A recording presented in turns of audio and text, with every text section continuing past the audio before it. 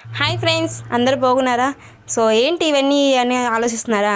ఏం లేదండి, ఈరోజు నాకు ఒక స్పెషల్ కర్రీ తినాలనేది. సో అందుకు నేను ఈరోజు చిక్కుడుగా ఎండి చేపల కర్రీ చేస్తున్నాను అనమాట. సో ముందుగా వీటికి కావాల్సిన రెమెడీస్ అని చూపించాను కదా. ఆ నెక్స్ట్ పెనంలో ఆయిల్ పోసుకొని తాలింపు గింజలు వేసుకున్నాను.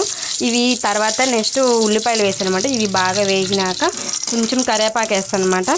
ఆ కరివేపాకు కూడా చూసారు కదా, బాగా తాజాగా ఉంది. నాకైతే చాలా బాగా నచ్చింది కరివేపాకు తాజాగా కనపడటం.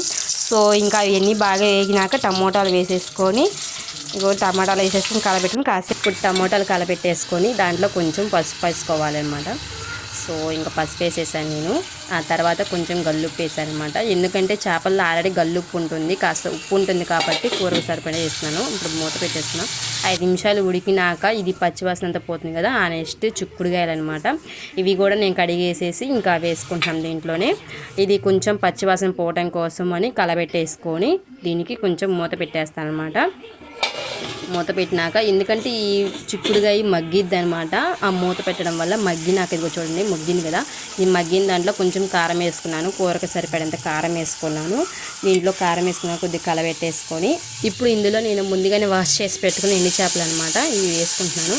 సో మీరు ఎప్పుడు తిని ఉండరు కదా ఈ చిక్కుడుకాయ కర్రీలో ఇలాగ ఎండి చేపలు, ఒక్కసారి టేస్ట్ చూడండి, చాలా బాగుంది కర్రీ. సో ఇప్పుడు వేసేసుకున్నాను. ముందుగా నేను నానబెట్టుకున్న చింతపండు అనమాట. చింతపండు రసం తీసేసుకొని పిప్పి తీసేసాను.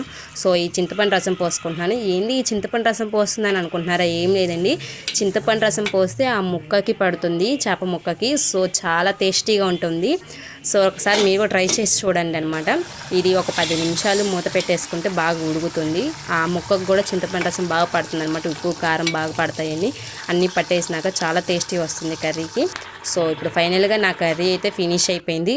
సో మీరు కూడా ఇంట్లో ట్రై చేసి టేస్ట్ ఎలా ఉందో కామెంట్ చేయండి. అలాగే నా వీడియో మీకు నచ్చినట్లయితే లైక్ చేయండి, కామెంట్ చేయండి, సబ్స్క్రైబ్ చేసుకోండి. Thank you friends.